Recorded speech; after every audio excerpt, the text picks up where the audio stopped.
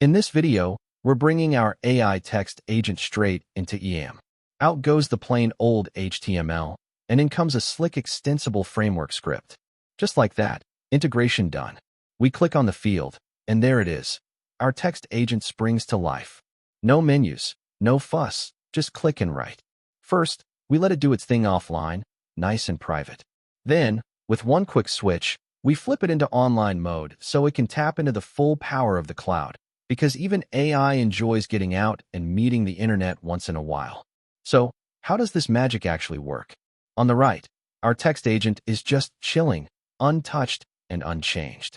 On the left, in the script, we've swapped out the simple HTML for an extensible framework integration. Same API calls, same brain, just now living happily inside EAM. It's like moving your favorite coffee machine from the kitchen to the office. Works exactly the same, just way more convenient. And that's a wrap for today's little EAM magic trick.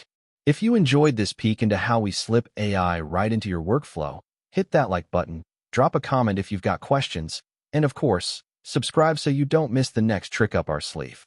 Until then, keep your scripts clean and your coffee strong.